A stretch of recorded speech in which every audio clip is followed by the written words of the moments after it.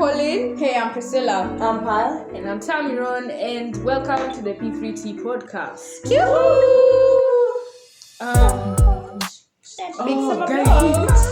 was just about to jump in, we don't leave some time there. Mama. If you don't follow this business, I'm going back to Costa Rica. Come on. The original video, the mom comes and hugs the son. Oh, son, I'm so sorry. Oh. Hello. Welcome to another episode of the P3T podcast. Glad you could be here. I'm good. Are you guys good? Yeah. That's amazing. So now we will jump right into it. Our conversation today is about contraceptives in the church. Yeah, but there's a disclaimer that we need to give. Yeah. Mm-hmm. So this is a repetition of the conversation because the first draft kind of was not okay. And Sound quality wise. yeah, so sound quality wise, yeah. Content was perfect. Like I cannot think of a better episode. But unfortunately the quality of the sound was not the best. So we are redoing it. Let's just hope the remake is as good or even better as Then the original. Yeah. We've had time to think more. Ooh, Upper, I will be crucified, guys. I know it. Anyway, I think last time I gave a backstory. So yeah, okay, let me give a backstory as to why I think it's an important conversation to be had, not only in society, but also in the church. Preach, sister, preach. So, personally, in my family, a lot of my girl cousins, we just call them sisters, to be honest. But a lot of them have ended up getting pregnant, literally in the middle of school, talk of pregnant. I have a cousin who actually got pregnant in class 6. Jesus Christ. Yeah, quite young. So, and it's not only her, and it's not only because that cousin is from my dad's side. It's not only from my dad's side, it's also on my mom's side. Like a lot of my cousins end up getting pregnant before marriage. Okay, on my mom's side, at least they're adults and they can fend for themselves, at least most of them. But I think for me, there's just a pattern I've been seeing. What if it's generational?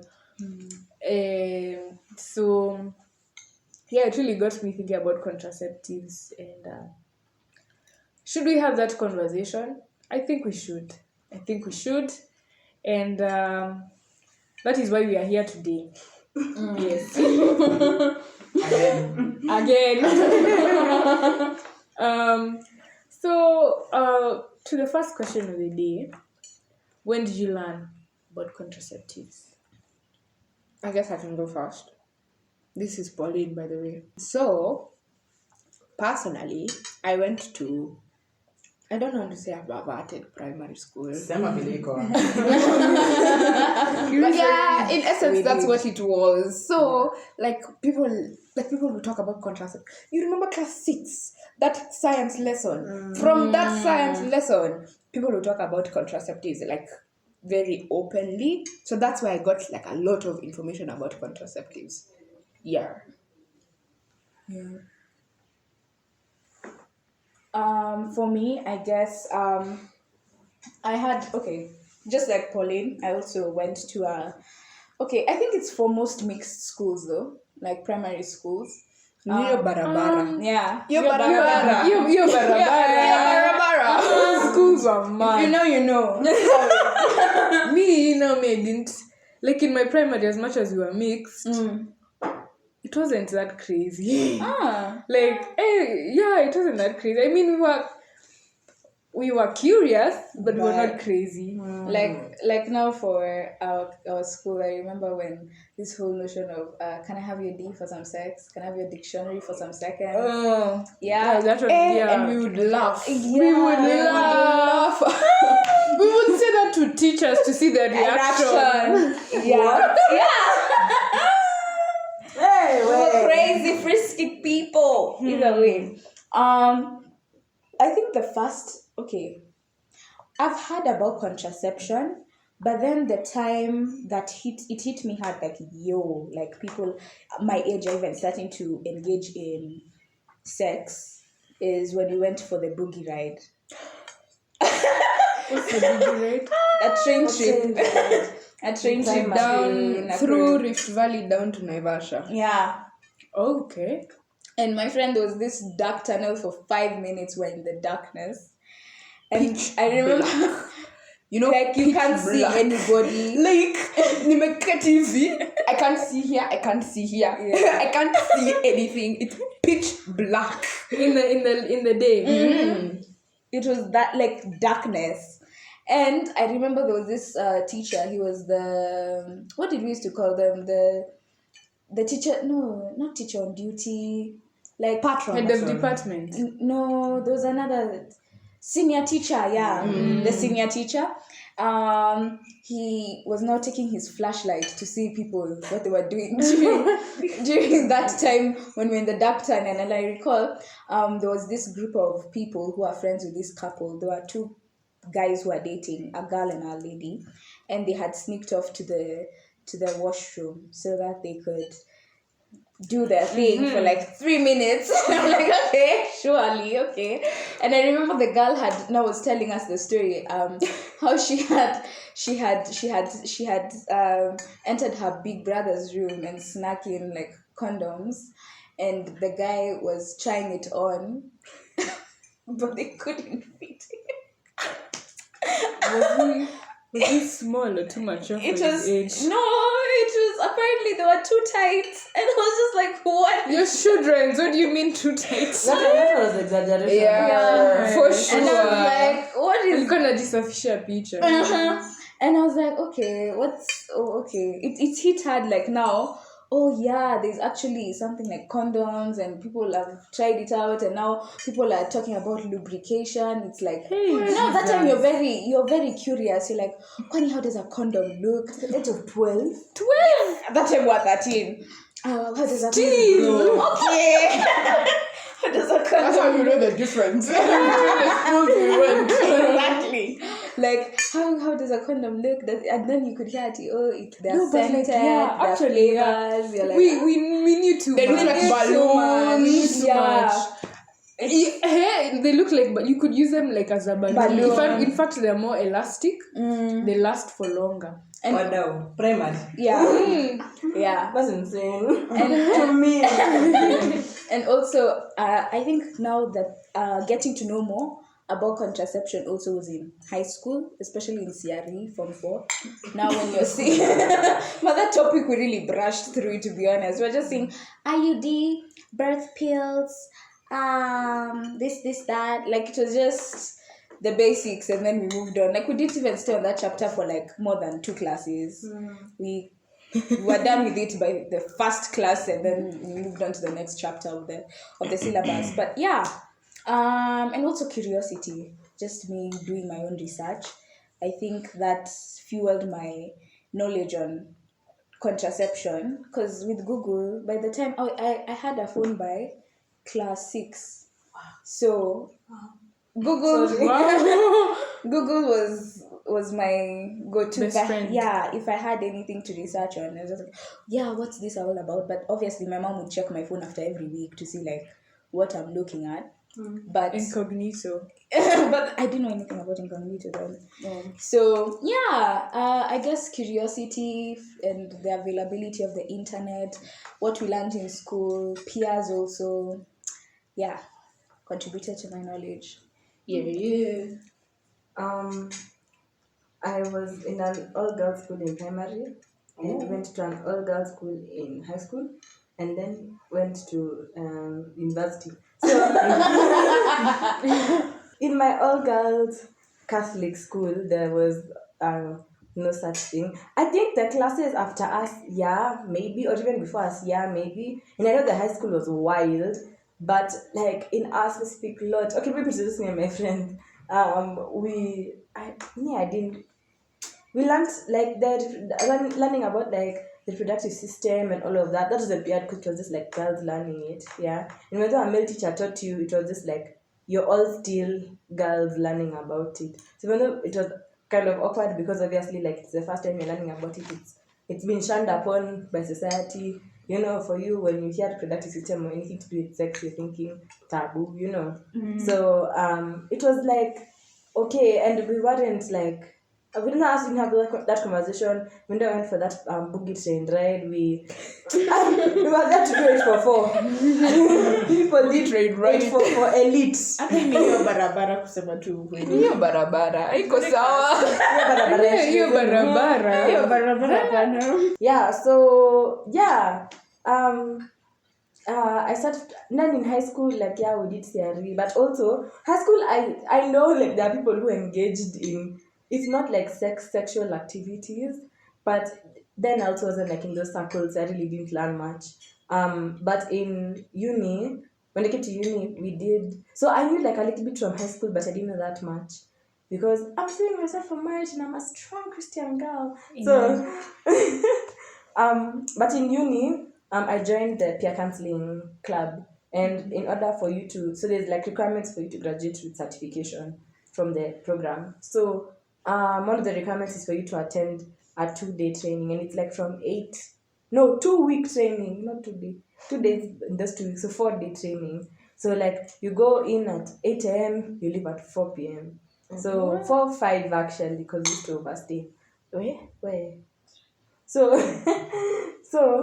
in one of the sessions we had a very long session about contraceptives and like this means that, and ABCD, and like the different types of contraceptives, the different ways like they can be used, like the implications, the safety, I don't know, when you say it's 90%, the effectiveness, sorry. Yeah, so the effectiveness, even the safety, like whether or not it prevents STDs, the preference of the people who are teaching us, because it was the counselors of the school, so their own personal preference, and it was a very educational session. Before that, like there's times in high school I would like your favorite YouTuber would talk about like contraceptives or even like birth control or like what they use. That's the same thing. So contraceptives, birth control. So like I watched a couple of videos and I knew like roughly, but that training session really like cemented what everything was, what everything means, what people prefer. So now taking all those lessons into account, I think I have enough information. I think for me, maybe I had things here and there, but when I actually truly like had an understanding was after an incident happened to a friend where they were having fun. It was during COVID. They're having fun, enjoying themselves, a little drink here and there. So she found herself in a room naked and clothless. So wait, I said naked and alone.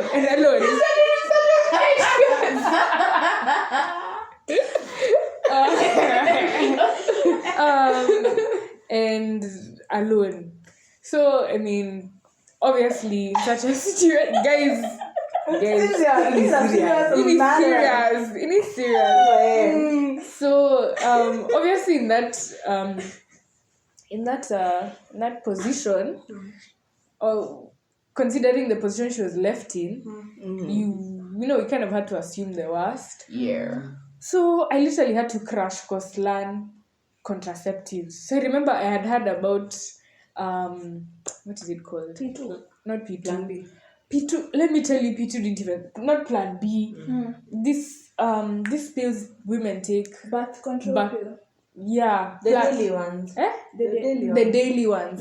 That's what I knew of, but I knew it wouldn't work in this situation because like they needed to have consistently been taking them from before. They can't just start Now. Yeah.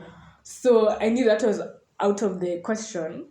And then randomly, honestly, that was good. Like out of the blue, I just remembered when I was in primary class 6, we used to do this weird thing where we take the dictionary and we go through it and we just look for perverted words. What was wrong? What was wrong?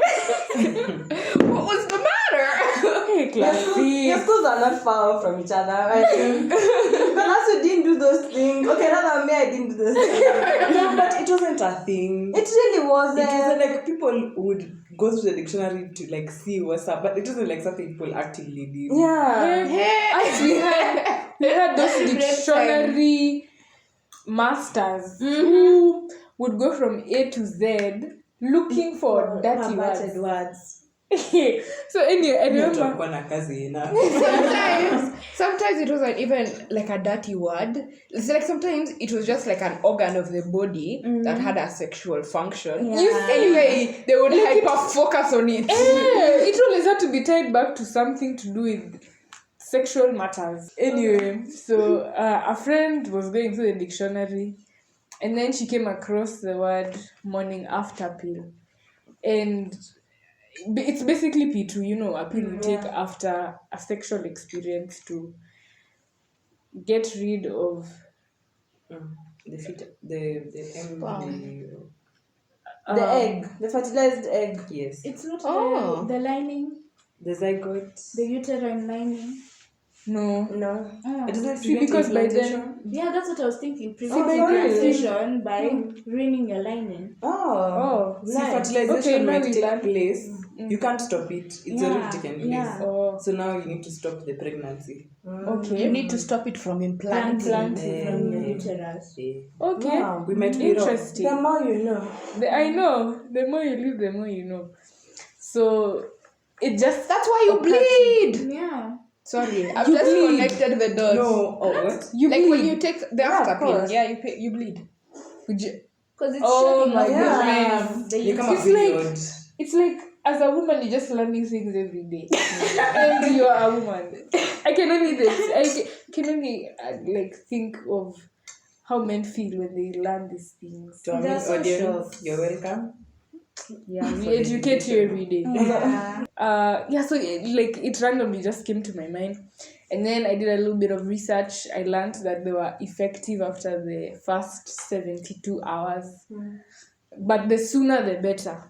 So yeah, you know, we kind of had to help our girl in that situation. So, you know, tulichanga pesa because we were broke. We were broke, homie, still are, but the Lord will come through. Hallelujah. Amen.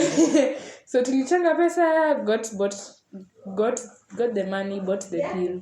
How much is the pill though? It's like 200. Why are you curious? Mlichanga 200. 200 ndio nashinda. Yes. You guys, it was COVID. Which parent is giving you money and you're in the house? True. Okay, But that's valid. Yeah. I didn't know the timing context. Yeah. So I think from then I was just like, hey, kitu ni serious. I need to equip myself with some level of education. So like Paul mentioned, you'd see your favorite YouTubers here and there mentioning something about it. I just got off birth control, guys. Yeah, so I remember there's one particular YouTube channel that I really enjoy that actually brought in a guy now who talked about it. Yeah, it was really cool. Which channel? Over 25. Oh, they brought someone. Oh, I'll check it out. I'll check it out. I've never seen that episode. It was quite informative, that episode. So yeah, they talked about contraceptives, and I was like, wow, I think this is information everybody should have. And I think more specifically, maybe the church should start talking about it, because I mean, at the end of the day, abstinence is a form of contraception, guys. So I mean, why not learn the whole of it? Why just learn one when you can learn all? Let me sit up. Getting ready. Hey. Hata nimeweka simu yangu chini. Nikasikia opinion ya sound of very opinion.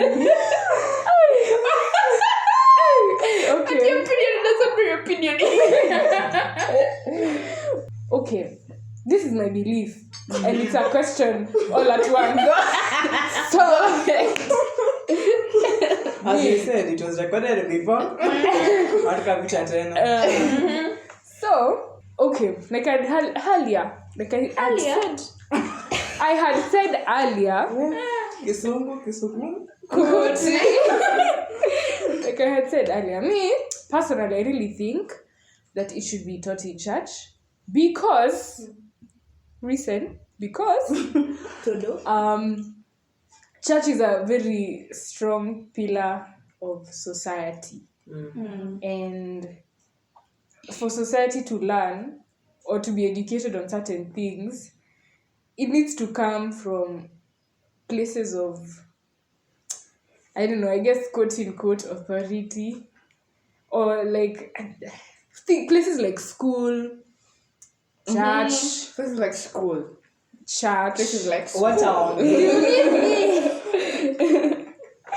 Anyway, that is my very controversial opinion. What do you guys think? I open the floor to your daggers. It's not that we have daggers, and I don't want. Maybe we do. Maybe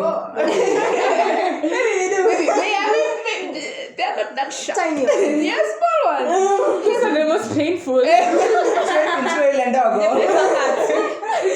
Here's the thing, though, yeah.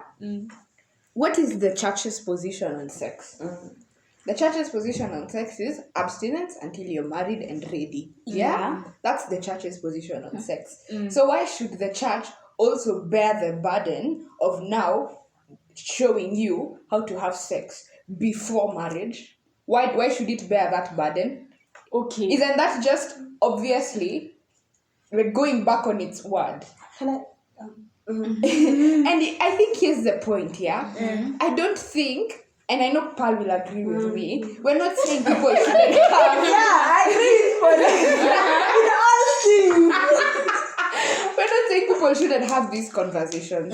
Please, that's not what we're saying. We're saying it's not the church's job to have this conversation with people. Can I say the church does talk about contraception in premarital counseling because of the position that they hold that Pauline has just come from talking about, that you have sex within the institution of marriage. If me palnganga ata sikiri boyfriend, you know, you have my thoughts na fan to think about this crush, ata miss nanga mtu na fan so sasa mimi what I uphold the Christian values, and I believe that we should abstain. As a Christian, you should abstain until marriage, And I only hold those who believe the same thing to that standard. I don't. If you're not a Christian, if you're not somebody of faith, if you don't believe that, I have no business with you. I have no business following up with you about that in that manner. You know, now my business becomes, if you don't hold the same belief as me, then my business becomes like, are you having safe sex? I hold you according to the standard that you want to be held. Which is the same thing in the church. The church is an institution where Christians come together to fellowship. So the church is where Christian beliefs are cemented. The second you start to tell people, okay, people in society are having sex, so here are contraceptive methods, then I feel like it's counterintuitive to the purpose and the plan that the church is meant to serve as God's people. So yes, I feel like the church does teach on contraception, but within the institution that it's destined for, which is marriage. So if me, I've not been to a premarital counseling session, obviously. So I don't know if they're doing it well or if they're not doing it well, but like in my church, no hate. A lot of people who are doing premarital counseling are like, they've been married for like 20 years, 30 years. So they got married in the 1990s. So I don't think like they might be up to speed or up to date with some of the contraceptive methods that have been recently introduced. So I think maybe, For real? will you hear any adult talking about using the patch? Any African adult, any African older adult? I think, like, I don't think, like, some of them might know, some of the older people who've been married for forever might know, like, these modern contraceptive methods, but I don't think they'll know exactly what it entails, like, the pros, the cons, the what, because for them, whatever they've been using has worked, because they managed to have their 3 children, that says something. So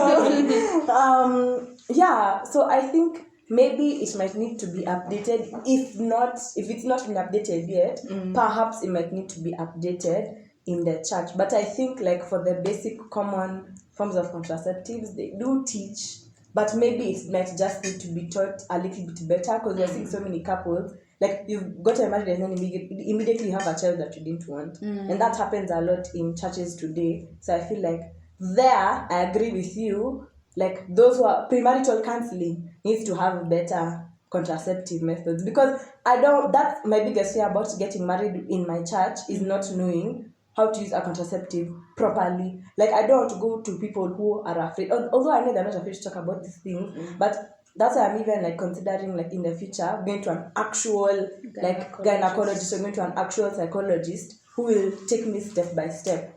Like these, like for even premarital, all counseling for premarital, just regular counseling.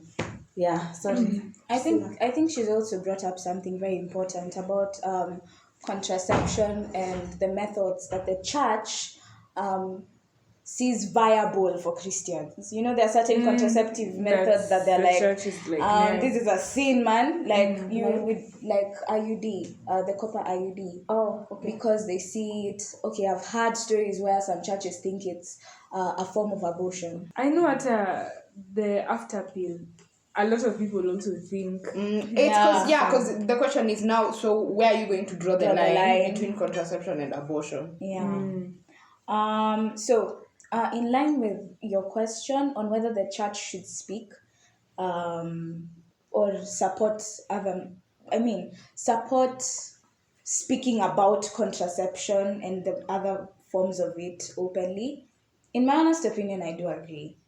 Because I find, as you said, the church is a very key pillar in society. And majority of teachers, majority of parents go to church. These are our primary and secondary pillars in society. Other than our pastors, we look to our parents. Other than our parents, we look to our teachers, our lecturers, people who educate us. Because education has become a very key thing in society. And look at, for instance, how do I explain? A kid would spend most of their day in school, right?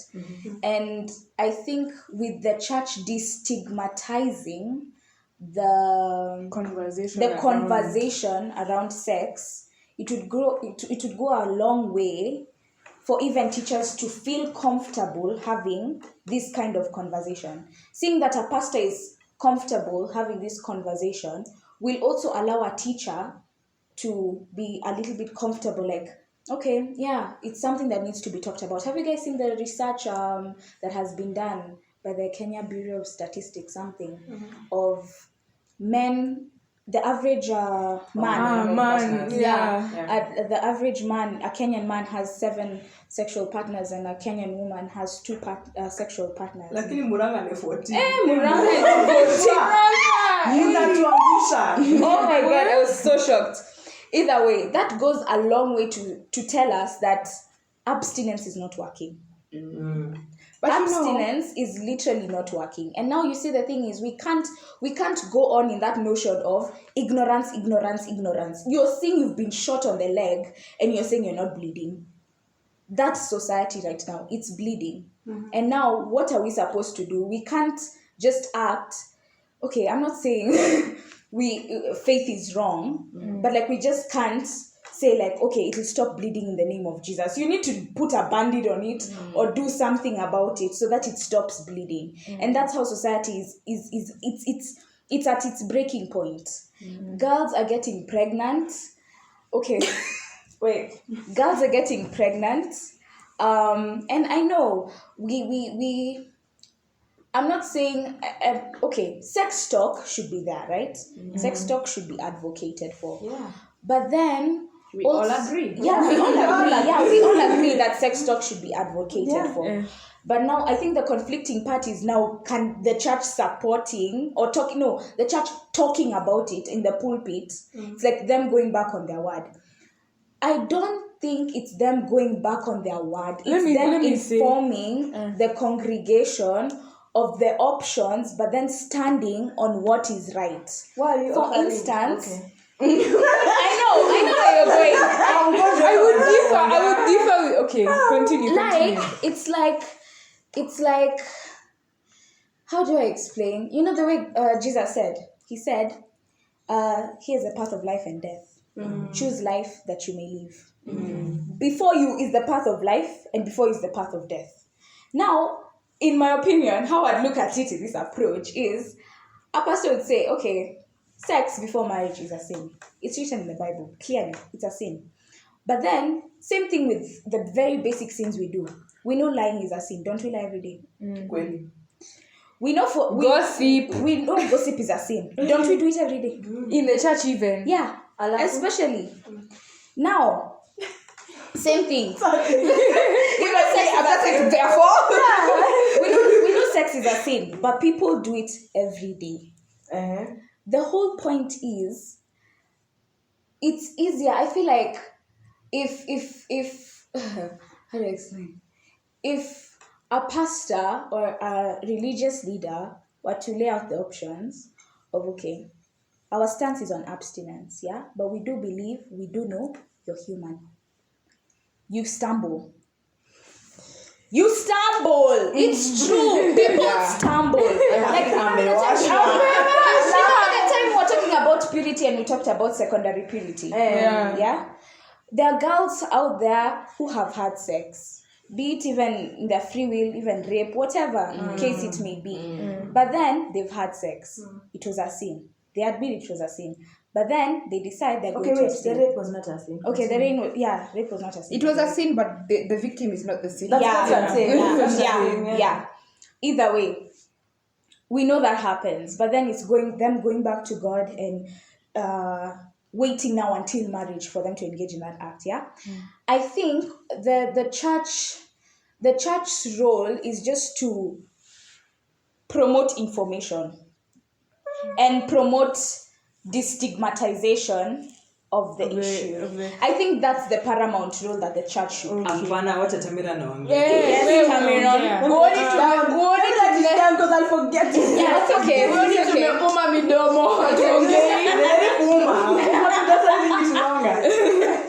Yes, Tams. There's something you said that I wanted to build. Okay, I differ with you a bit when it comes to teaching it on So that's why the you're not on the same side. So Okay, no, we are. Listen, we are on the same side. each other. No, we understand. Listen to me, please. Listen. Last episode when someone read the Bible in context, Ah. if you don't know, listen to the Listen to the previous episode. Anyway, I really had it. No, you guys look. I think that's why I differ with you a bit. I remember when I was learning about periods, it wasn't mentioned on the pulpit. Yeah. Like, we had some ladies from the church talk to us. They called us back to church on a Sunday, or was it a Saturday in the afternoon? And they sat us down and they told us about periods. So, in the same way, kind of, is how the church should, especially for girls. Me, honestly, I feel like it's especially for girls. Because we have more to lose. We have more to lose, number one. Number two, unfortunately, the reality of things and the reality of life is that we are a bit gullible. Maybe not us. Maybe not us brought up in the city. Not us city girls. But also, yes, us city girls. Like, what? Okay, it's crazy. But, we're a bit gullible. We're a bit, I hate to call us naive, but it's the truth. It's the truth.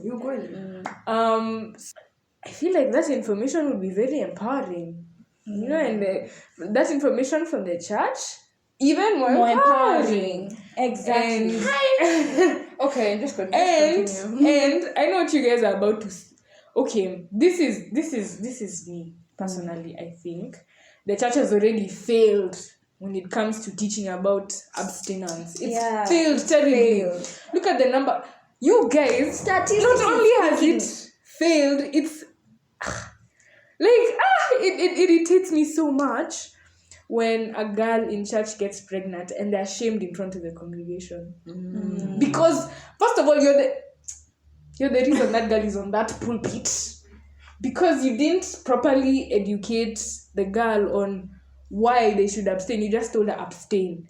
Honestly, have you ever been told why you should abstain? Yeah, maybe you're lucky to have that information, but nobody told that girl in, okay, I'll use my village, Mutuot, why they should abstain. They were just told, don't have sex. Nobody told them why. And then now they have a boyfriend, and the boyfriend is telling them, you want to prove that you love me? Have sex with me. So, like, She has no standing for her. Yeah. Belief. She has nothing to say but what? Okay. Are we allowed to talk now? Yeah. Biting our lips. okay, so yeah, anyway, where I was leading to when I was saying this point is that I think before we think of ways to teach better, we could put a band-aid on it by having contraceptive education. I don't think contraceptive education is a band-aid. Eh. I think that you're right. As a church, we have failed to talk about sex and abstinence and why. And we're producing, I want to talk about girls. We're producing people in general who are very ignorant. Because like going into university, I've learned about I knew about like sex and whatever a bit earlier, but I've learned about the extent to which people have been engaging in sexual activity in uni, because like it's a melting pot, yeah. And I also go to the super spreader or super gonorrhea. Mnajua huko ni wapi? Mta investigate. So like of course these conversations are there and are present. But it's not a part anyway. So like learning about that now, I'm done. Like genuinely, I am naive because I didn't know. However, I've also been in the privileged position of being in the faith for a reason, that I'm subscribing to this faith because I want to, not because I've just been brought up in the faith. There are people who, up until they leave Ushago, they're just Christians because that's what they know, that's how they've been brought up. They don't know the benefits of being a Christian. Yes, they know Jesus, but like they don't really know Jesus. You know, it's like your culture. Like being a Kikuyu, being a Luo, being a Luya, that's our way of life. And then you come to Nairobi, nobody talks to you about sex in wherever you've come from. Even if you come from Tao, nobody has talked to you about sex and whatever. So you come to uni and this guy comes anakuchenga 1-2, yeah, anakuambia kuja tufanye iki tu. You're just like, okay, I want to come to uni. You fall into peer pressure, but you have no idea what you're falling into. So you go, you're with this guy, you're like, this guy's like, hata leo hakuna haja ya kutumia raba.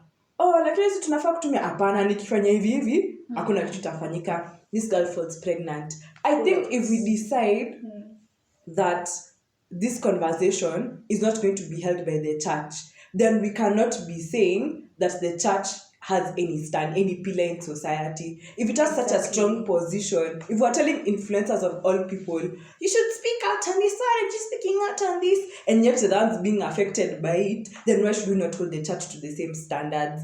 If the church is not going to speak about it, and the church is one of our town squares. It is. So if we're relegating this conversation to the society, what do you think the outcome is going to be?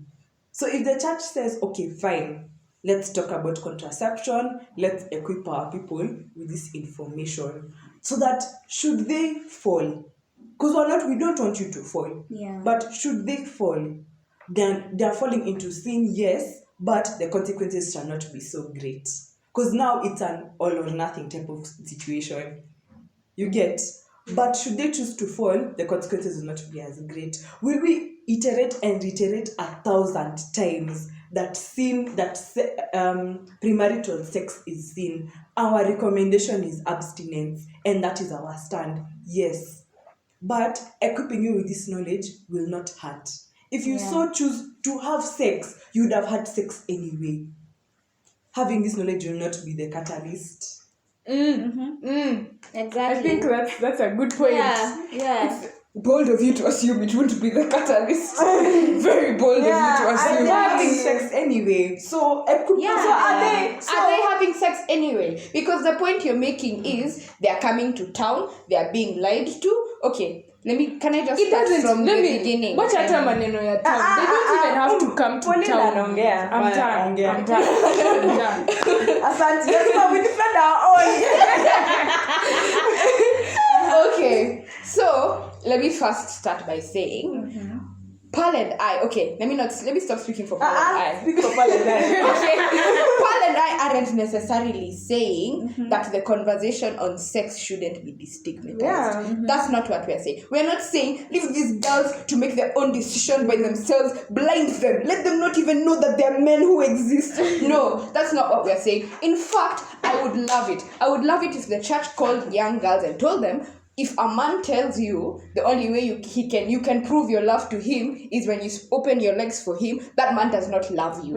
I wish the church would tell young girls that. I wish the church would tell young girls that you don't have to compromise in the name of finding a husband. Because that's another thing. People put so much focus on finding a husband that you feel like you have to do everything in your power to find a husband. If the church told young girls, you don't have to, by the way, mommy, you're fine. You're fine without a husband. I wish the church would do that. So the point we're making is we're not saying the church has done a great job at encouraging people to abstain from sex. They haven't. That's not the point we're making. The point we're making is the conversation of contraception is not the church's to have. Yeah. Because that is not the position of the church. The role of the church is to uphold the Christian values. You don't uphold the Christian values by going back on them. You don't uphold the Christian values by saying, okay, yeah, don't have sex before marriage, but if you want, here are all the ways you can do it. That's not how you uphold the Christian values.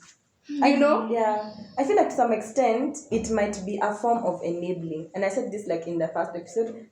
It might be a form of enabling to tell people, so this is how we stand.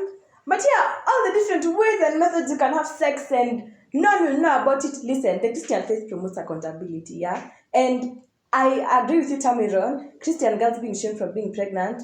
100% horrible. It's a horrible thing. Yeah, but then you're teaching them to hide in their sin when you're telling them to have all these contraceptives, yeah? Because you do your thing, you move on. So even though you use contraceptives because you've learned it from society, the church can't be an enabler for that. You get? If we are not conforming to the patterns of this world, let us stand firm against the things that are happening in society. How do you stand firm? Promote this abstinence, because you saying, okay, it's happening, so now let's teach you to kind of help solve the situation. That's not standing firm. In my opinion, you're not standing firm as a church, yeah? But if you're standing firm in your Christian faith, if you're saying no, you say no with your chest, you know. So as Pauline said, teach your girls and even your men, because there are young men out here who are facing a lot of peer pressure from their fellow men. Speak on I'm not arguing with you right now.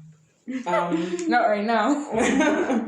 But I know we're talking about girls a lot, but also to highlight the male plight, which again is what I learned from the university. Men will be taught, like, you're going through your life in your curriculum, family, circle, village, society, whatever, and you're being taught all of these values. And you either go to high school, for men, it starts like in high school. Yeah. Go to high school, all these men are like, hey, what's wrong with you?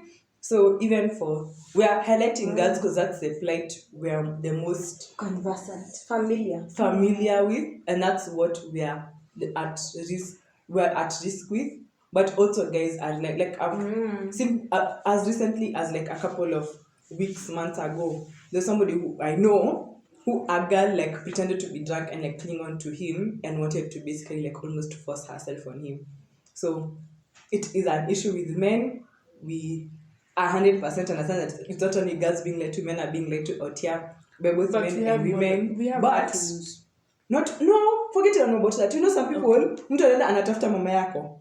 Mtu analetwa kwenu. Oh my god, I know so many people who they woke up one morning na mtoto alikuwa kwa mlango with a letter that said, this is your son, keep him, I don't want him. And just like that, he became a father. You can't, and you know, in this country, paternity tests aren't normalized. So you can't, even as the family, you can't reject this kid. Like your mom is going to tell you, sasa we ni mwanaume. Fanya kama mwanaume, endo tafute kazi, this is your baby. Get ready to provide for this baby. Like it's actually a thing. Like, yeah, end of statement. Anyway, so it's something men face. We understand. However, just what I'm more familiar with. So please do not misinterpret anything we're saying today as us being against men. Please. We love you, men. We love continue. So Yeah, I don't know what I was saying. Yeah, so it's like it also affects men, like young men, because now for young men the conversation needs to be a bit different in the sense that they need to be taught to not listen to their counterparts in high school. You know, that when they come out of high school, they're going to find so many other men who, okay, I don't know how many other, but so many other men who are Christian and they're following the straight and narrow path and they're still like on their journey to heaven. Yeah. Sorry, can I add? Yeah, but I haven't finished, but yeah. Okay, finish and then I'll add. Is it? It's tied to the Yeah, men. yeah, talk about it. I think another thing is, and we talked about this in the purity culture episode, I think, the church has very heavily insisted on abstinence towards their females. So very heavily, we're the ones constantly being told, what? Don't. You see a man, you run from him. But it's also because the consequences are still on a woman. Are still very heavy on a woman, and I don't refuse. But what this creates is it creates men who don't necessarily care about abstinence. Yeah. So there's no, you know how kuna wamama wa church, atawaita kama wasichana, you know, you sit down, you have these conversations. But then, like, there's no an equivalent for men. Yeah. There's not the older generation of men telling the younger generation of men, you don't have to sleep with 30-something women to be considered a man. Yeah. You know, so these men, these young 15, 16-year-old men, boys, men, I don't know, are living... The Andrews. they're living whatever cocoon they were in, and they're entering society, and because they've never been told by anyone older than them that they don't have to conform to society to be considered a man, they're being assaulted. They're being assaulted with the idea that the more women you sleep with, the more of a man you are. Yeah. And this is something I genuinely think the church should do more of. I genuinely think the church should sit down with these men and tell them, you don't have to. That's not what makes you a man. But not contraception. That's the fault of the church. Sasa, so to those who know me know that I don't have the best memory, especially like short term. I don't have the best short term, even long term. Having a memory period. Yeah. So when you guys are talking, I wrote points. So I said that the church's role is to promote information. I think the church's role is to promote the truth. Yeah. And for us, Contraceptive is not truth. for us as Christians, the truth is to stay abstinent until marriage, which is why I think comprehensive information about contraceptives in the Christian church, in the Christian context, needs to be provided during premarital classes. Me and Pauline are not saying contraception is not a thing that should be talked about in society. It is a societal issue, therefore it should be dealt on a societal level. So it can be brought into the education system and taken very seriously. All these people that come around to give people talks about like periods and whatever. Even washing your hands, Yeah. soap. Yeah. Like, people come to talk to kids about everything. They can also come to talk to kids about contraception. Yeah. But if the conversation is not normal, especially in a... Sorry, let you finish that. In a university, like in my university, I learned about contraception because there's a training offered and I went. In my university we have, but although my university is like, I understand that it's in a privileged position, but I don't think the counseling centers, counseling center? Yeah, I don't think the counseling centers in other universities can't adopt a similar approach, like maybe the counseling department, I don't know if there's a board, then like for mental health, it can be like all universities, you need to hold fairs or you need to hold events because you have career week, you have culture week, have a VCT. In fact, my university used to have a unit for HIV and AIDS. Exactly. But everybody had they scrapped it. That every single human being who enrolled had to take to curb the spread of HIV and AIDS, and it worked. Yeah. Run ads on radio, run ads on TV, talk about these things, have shows. We've had a whole show of this mama talking about how you should be a woman that is married. If you could have that, have shows on TV that talk about it and in a way that will appeal to like all ages. Yeah. I'm sure if you present it in a clean manner, even the Christians will tell you, why are you promoting this? Why are you not Christian, not Christians, the heavily religious people, they'll be like, why are you promoting this? This is not godly, this is not of our society, blah blah, you know. So yeah, the second opinion that I have. Hey bro, Jamal is please.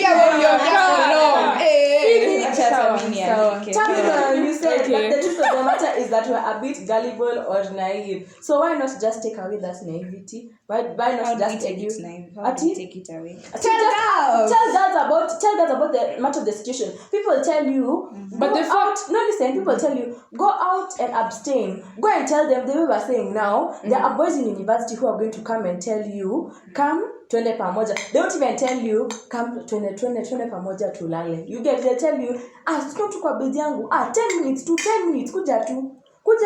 Come to watch movie, tukayo, you know. So you just tell them, like, these are the intentions, and then you also tell them why abstaining is you should abstain. So you give equip them with all the information of, like, these are some of the circumstances which are bound to arise. When you go to university, first keep to yourself kidogo, you know. Observe the society, the people around you. Don't get too excited, you know. Make a friend of a similar nini as you. Or when you, like, let's say sisi tulienda shule X high school, yeah. So in the CU sasa tuambiane tuko accountability partners. So me and Pauline are accountability partners. So even though I'm schooling in Bungoma, Pauline is still talking to me and we're still holding each other upright in a godly manner. So I think there's ways not to talk about contraception, because I agree teen pregnancy is a problem. Not so teen pregnancy, but still teen pregnancy, in aka university pregnancies are still a challenge and still a problem. Yeah, but I think that it's not the church's problem to do this. If they compromise on their stance, they compromise on the stance of the Lord and the stance that we should hold up as practicing active Christians. Okay. Not Pal. Priscilla, you allow me to say this, then I come back to you. Okay. Pal, I do accept what you said. You've made sense. You made sense. I don't accept, but you've made sense. Yeah. You've had. But nimekusikia. I've listened. Hujakubali lakini umesikia. Nimesikia. Now, you said something about the church. It's not the church's position to have those conversations. But look at the society we live in. It's not even about Christianity. We live in a very so what's the church for? Religious society. Okay, fine. Now, I guess now that we've narrowed into the church, we'll talk about the church. We live in a very religious society. Look at the schools we go to. You went to a Catholic school. Do you think they'll have conversations like that? I think they should be mandated to, yes. They should be mandated to, but they still... There's stigma. There's some... Because you hold the name of the Catholic Church, and... I think but you are in school. You're not the Catholic Church. Yeah. You hold the name of principles of the Catholic Church. Let me tell you, you cannot have that conversation in the school I currently go to. You cannot. Even I think I mentioned in the school's podcast. We have to filter everything. Otherwise, the school will take us out. So how are you supposed to have those conversations in educational institutions when they're under the umbrella of the church? Or they're under the umbrella of... you're either under the umbrella of the church or the umbrella of a religious institution. So how are you supposed to normalize those conversations if they don't begin from the church? On to Priscilla. To add on to what you're saying, even to your question, you see the way, let's give an instance of like the Catholic schools, like Karen mentioned, how the contraceptives, the Catholic Church doesn't support some contraceptive methods. Now, I could be wrong. Yeah. Correct me. How will a Catholic, let's say, institution talk about, like a school now? We want these things to be talked about in school. How will a Catholic school that follows Catholic principles talk about principles that they themselves do not even believe in nor support? Additionally,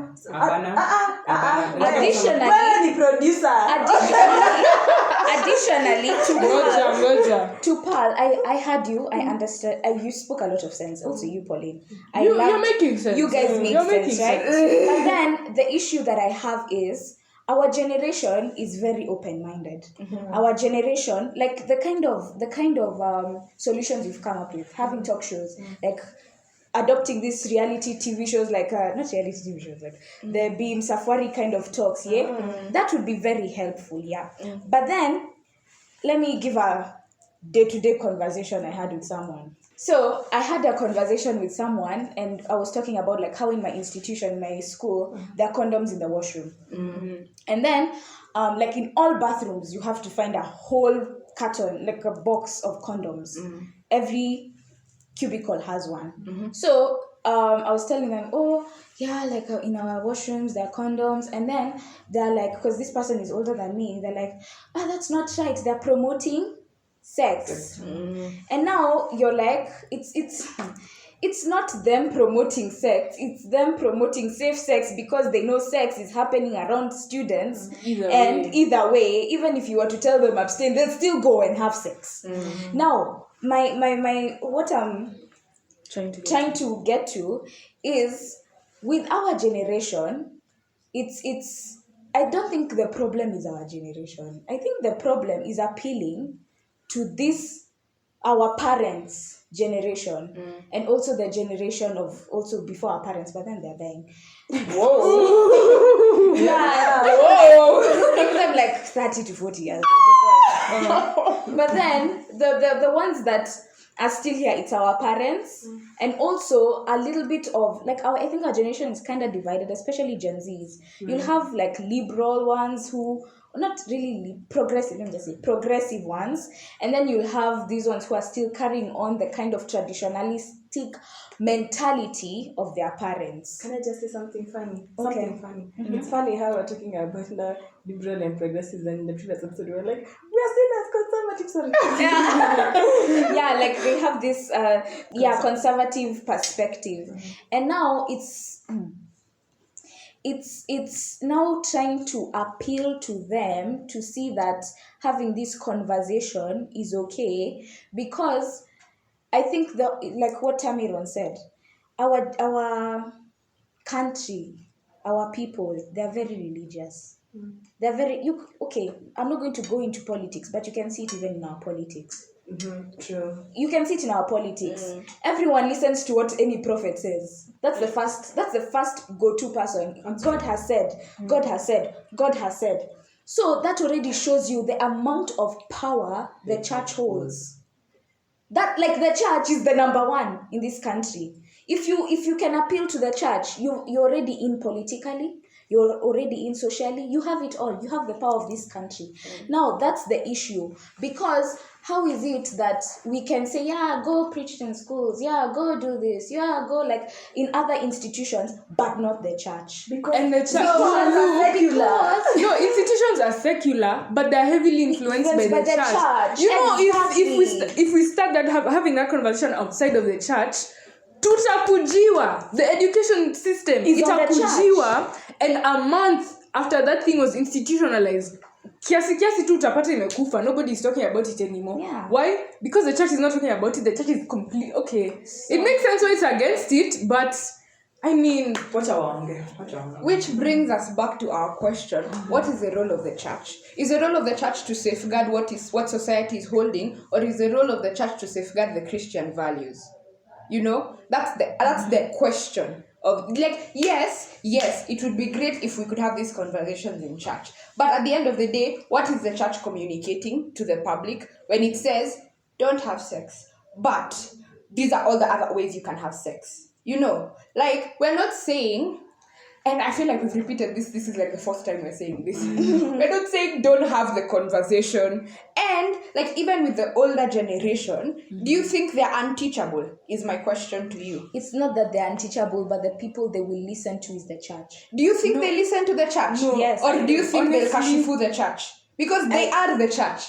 If the church starts talking about contraception, do you think they'll now start saying, the church has strived and the church has needed a way. We need new churches in this country. We need to reform. There needs to be a reformation. We are praying and fasting for a reformation of the church. You know, like that is what is going to happen. Yeah. So I feel like it's just going to be a back and forth. Then the amount of impact you think it's going to have, it won't, because of the root problem that conversation cannot thrive in church is because that's not the role that's not the position of the church. That's why it can't thrive. No matter how much we want it to, that's why it won't thrive in church, because that's not the position the church holds. Yes, Pal. I think, Tamara, you talked a lot about the way like people don't be receptive to because the country is highly religious, yeah. So basically, you've talked about public opinion. There's a lot of times when the government has done stuff and the public opinion has been against it, and it's been proven that as long as the government stands firm on what it's doing, then public opinion won't matter. You'll still have to do it anyway. You'll still have to move on with it. An example, say it on CBC.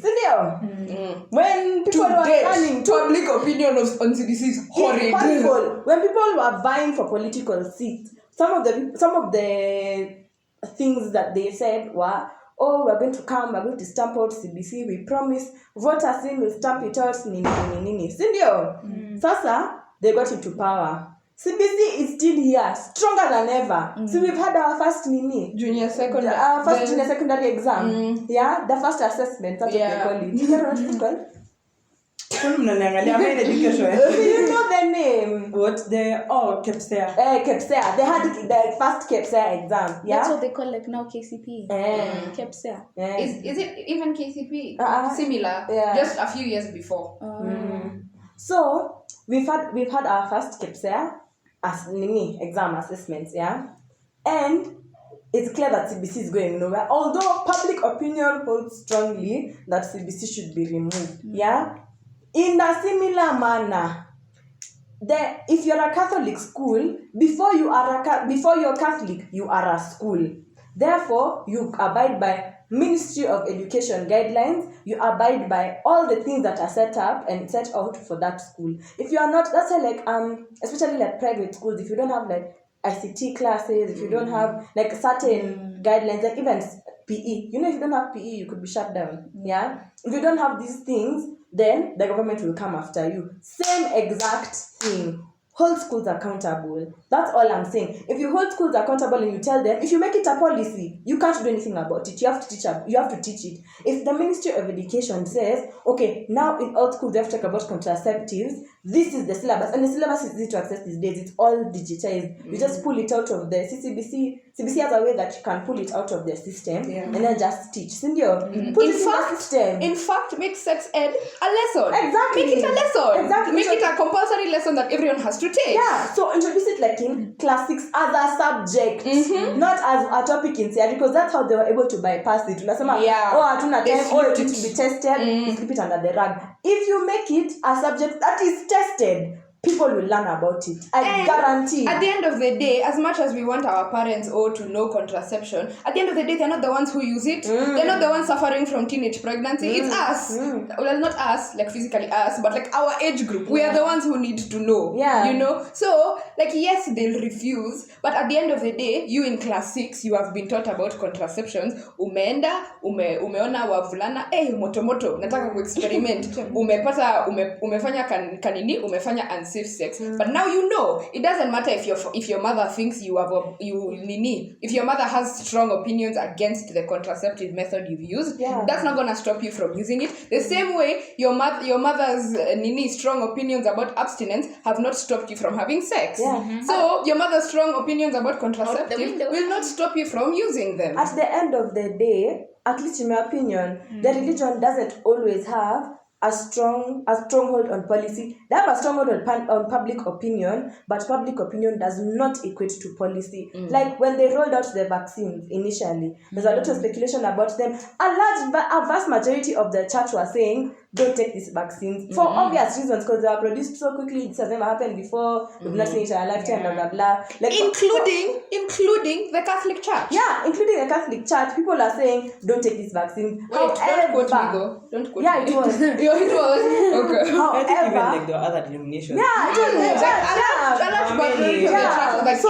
was. Until it was proven much later on that vaccines are actually beneficial and they are not the mark of the beast. If you have a contradictory opinion, don't bring it to me.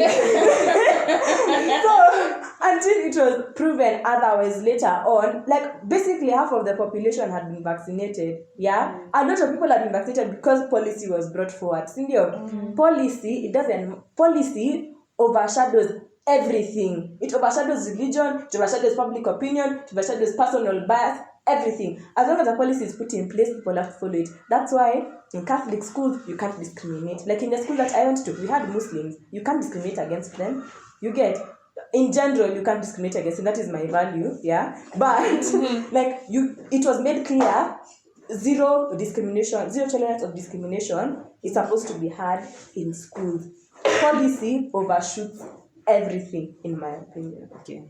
As a public policy student, I don't appreciate throwing around my course like this. But number one, I just want to the point that you're making. The church, you're not saying sex shouldn't be talked about and contraception shouldn't be talked about, but it just isn't the church's place. Yeah. For us, I think that's where the problem is. You guys see it as a contradiction. We don't see it as a contradiction. We are saying, yes, talk about abstinence. Ni ukweli what? Abstinence is the way to go. The truth. Yeah? Ni vile mnafaa kufanya. Hatusemi hiyo ni uongo. We are not saying that's a lie. But we are saying that talking about contraception does not mean you're going back on your earlier statement.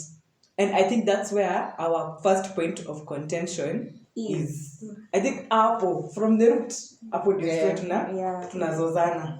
But also, there's three things I wanted to say. Do you want to say them out of, what is the last thing you said? Policy. I like what you talked about policy and when the vaccines came out, yes, you are right. Policy made it mandatory for people to get vaccinated because you can't travel to certain countries, you can't go to certain places. That is true. But there are still people who are unvaccinated in countries with the highest measures like the US. And even here. The US is like 85% vaccination, but continue. No, but you're hearing a statistic. 85%. Not even higher, but I said 85 to be moderate. Let's just say 85, because I think the last time I checked, it was 80. When Biden first came in, it was 85. I don't know if it's risen. So, even countries like developed countries like the US, with the data, we were getting data from the US, from their CDC. Huko ndo tulikuwa tunasikia COVID inaenda hivi, there's this. That's where we got our information from. They're still doubters. Why? Because of. And there, I don't think the church was against vaccination. It wasn't as strong as here. It wasn't as strong as here. There, they have, in my experience, or from what I've observed, they have the church, and then they have conspiracy theories. Yeah. So, what were conspiracy theories? So, the point I was trying to make, and I think I went in a roundabout way, is, yes, policy was in place, but in this country, the churches in particular, I'm not talking about the Catholic Church, but they're sects, sects of the Christian faith, who also said, no, ikitu hatuchukui. There are friends I have, and probably have the same friends, who have actively told us them they don't believe in the vaccine. The people in the university who are they're not even religious, but they're wanaskata makanisa zilikata. They are not even religious. These people don't even ascribe to religious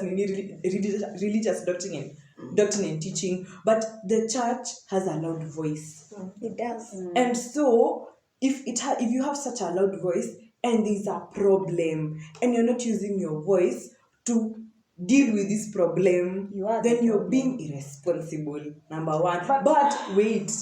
Number two. And we think the solution to this problem is talking about contraception. Yes. Number three.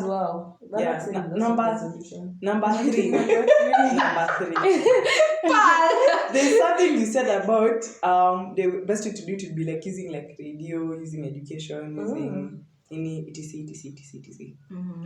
But again, let me focus on education.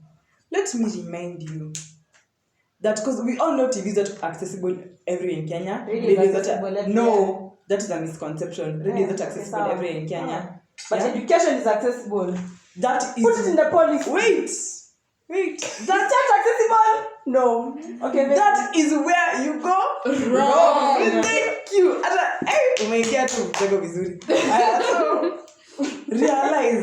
Realize that there are some people who, in primary, do you have any contraceptive education? Only gender counseling.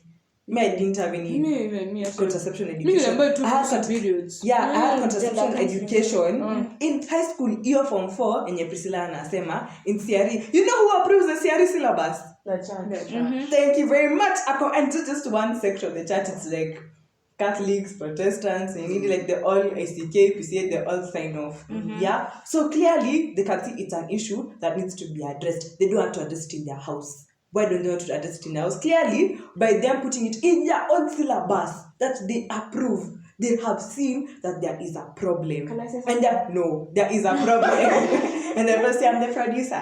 There is a problem. And they're, no, it's okay. But there is a problem, and the problem needs to be addressed, and they're really starting to address it with the CRE syllabus. But the CRE syllabus is taught at form 4. Not everybody, a large chunk of Kenyans don't even make it to class 8. Like, after COVID, how many girls did we hear you dropped out of school? 68,000 girls in Nairobi were pregnant by June 2020. In Nairobi. Yeah. Oh, wow. No, imagine. Yeah, in Nairobi. And I only assume in more rural areas, the number was higher, was way significant. And so, if these people are not going to school, these people are not going to, if they're not going to school, they don't have that much of a great access to the radio or TVs and whatever, then what's the one thing, even in your village, what's the one thing that's there? In my village, hakuna stima. Yes. But there are 5 churches. Exactly. And these churches, a lot of them are attached to me. A lot of churches are attached to like bigger churches, you know. Like even if you're independent and you start to see, hiyo kanisa imeanza kupreach about nini, wasichana wao atonangi girls falling pregnant, ovyo siku hizi. Ama tukipeleka mtoto wetu Nairobi, ajarudi na ball. Amerudi vizuri, ajarudi na kamtu kana mwescot. You see? And so, if we have so many churches, in this country, the biggest of whom are already signing off on teaching contraception to people in schools, then why are we saying the same people who have signed off on it are saying, okay, yeah, you can teach it in school, and like we're okay with it in our syllabus, but it's not our responsibility to teach it. They've already shown that it is a problem by having it in their syllabus. And they have no problem with having it in their syllabus. However, now to go and say that it's a contradiction for them to speak about it in their own house is not it being a contradiction, it's them being hypocrites. Period. Can I say something? Can I say something about specifically the education part? Then maybe Pauline can take over. Actually, no. I think we'll take it back to me then. After you. So I think the church signs off on the content. So first of all, CRE is not developed entirely by the church. I feel like the church gives inputs into the CRE syllabus. Yeah, the CRE syllabus is produced by the Kenya. By KICD, but the Kenya Institute of Curriculum Development.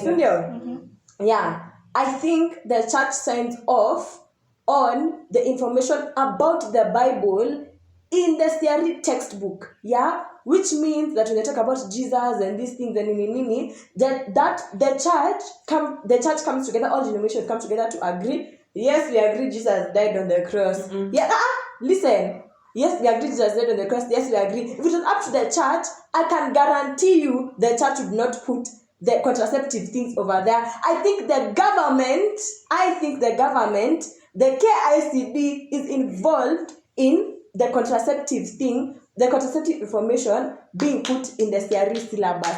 If it was up to the church, I guarantee it would not be in that syllabus. But I don't think the church has everything to do with the syllabus. That book is first and foremost a book by the KICD. Then it is approved by the church. The information that they put in there is what is approved by the church, not the contraception part. I can guarantee, Pal, let me tell you, the church is a stake in policy. The church is a stakeholder. But it's not the biggest one. The church is the curriculum for Christians. If you remember in high school, for those of us, it's not the curriculum for Christians. Yeah, it's Christian. Wait, okay, fine. It's Christian religious education. Yeah. Even Islamic religious education, Hindu religious education, they all have boards that sit with KCD to approve whatever is in that book. If they say no, KCD has to go back, work on it, present it. That's why you see things like there was a topic we were learning about, I think it was baptism. And I remember this so well because I was like, oh, like they brought in different doctrines, and I moved to the forward. I think the forward is where they mention like who signed off on it. And the forward was signed off by that committee. That committee is the same committee, it's not the interfaith, but it looks like the interfaith committee. Like different Interdenominational. Interdenominational, yeah. Like different churches are on it. I can bet you our own bishop probably sat on that, or we had a representative on that panel.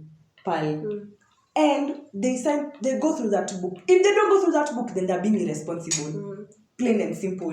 They're being irresponsible, so they should go back and say, take it out, we don't want it. But for as long as they're allowing it to remain in that syllabus, then they are being hypocritical. But they're not down to have the final say. That's what I'm trying to say. They're not down to the final say. But they're a stakeholder.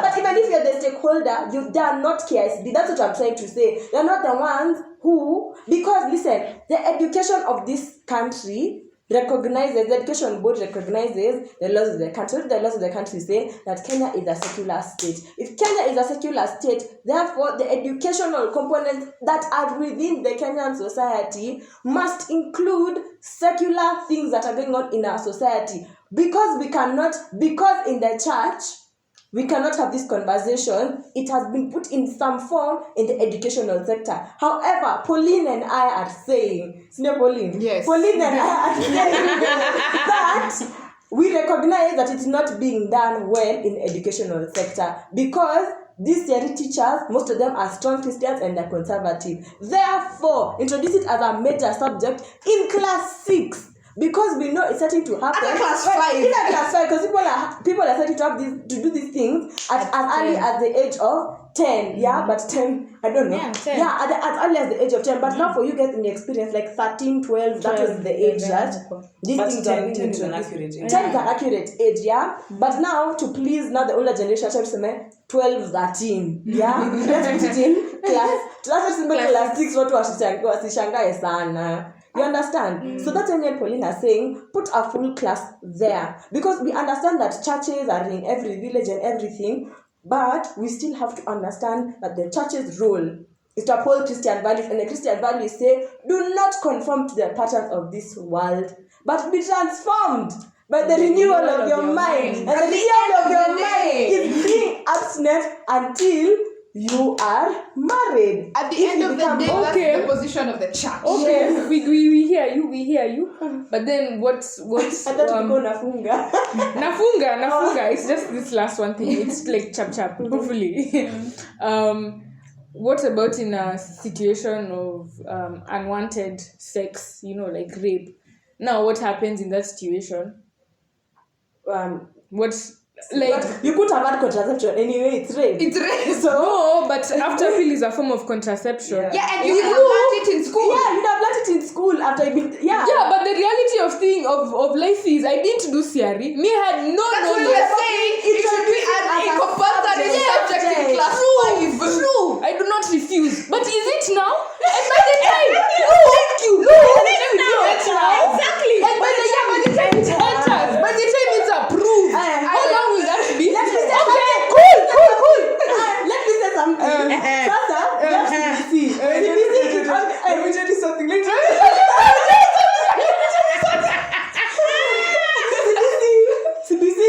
CBC is a work in progress. CBC is not exactly what the government wanted. Nika, try and run, and there's like 5 billion subjects already. Why not introduce one? Yeah, add one. Do you know how difficult it is to change policy? For the church to wake up tomorrow and say we're teaching about contraception, it is okay. It's not always one man, but it can be one man who decides and says, and they do. But then we get that approved. But then one man with the church go back to the same.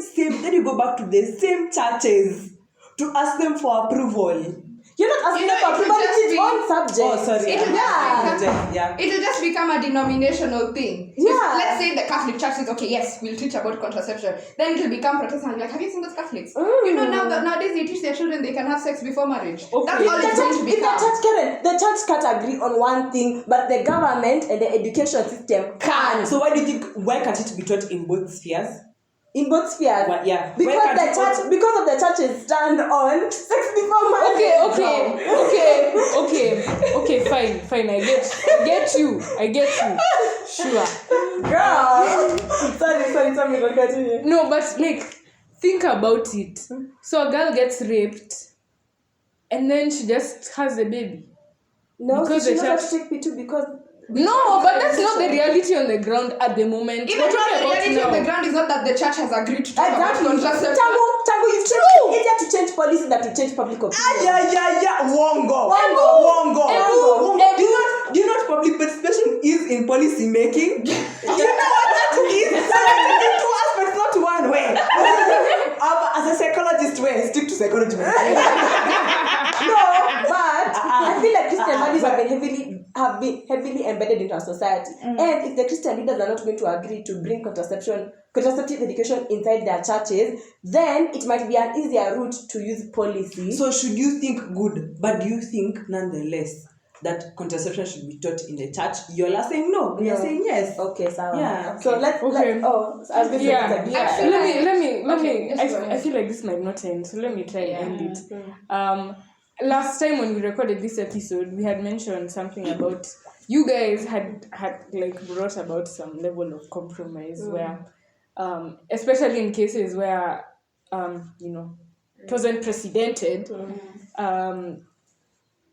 they should at least have some information on, like, I don't know, some level of contraception. Yeah. So you guys mentioned P2 and the after pill.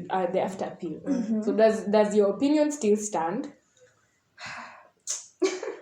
Can you let me to talk instead? Yeah. Yeah. I think I have many thoughts in my mind. I think my opinion, let me say our opinion for now until Colin says, no, you're wrong. It still stands because when you teach about P2, P2 should only be taken like 3 to 4 times a year, max. Yeah? So if you tell them, if you're talking in your church and say, okay, we've told you all these stories about abstaining and waiting until marriage, we recognize that some people don't get to make that choice for themselves. Yeah? And if that happens and you're not able to make that choice for yourself, then there's this P2 that you can take in any event of any emergency, So that one is recognizing the evils in our society and trying to help Christians not overcome them, because you've not overcome everything that comes with, something so difficult. But you're making the consequences. Yeah, you're at least like lessening because now having a child out of rape, that's insane. Yeah. So I do still agree with that thought of like talk about P2, because I don't think P2 is enabling repetitive behavior as much as constant contraceptives does. Because for P2 you're like, hey, this will mess with my body if I take it more than 3 to 4 times a year. So this emergency, only for emergencies. So it might, to some extent, it might promote like first time experimentation, but it won't go to the length that constant contraceptives, daily contraceptives will.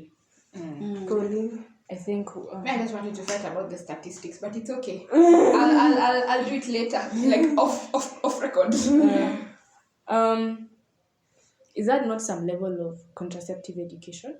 Tamiron, Maliza. So, I think what I will say before she finishes the episode, if you feel strongly about this topic and any side, please go and fight in our comments. Fight for us on our Instagram. Don't fight us personally. Yeah. Give us your opinion. Don't fight us. Don't be our first hater. Thank you. But leave us, that's on the hater, yeah. leave us your opinion in the comments of our reel that are so ably done by Tamiron and Pearl. Yeah. So leave your comments there, or if you don't want to tell the world, tell our DMs. Yeah, We won't share without your Consent.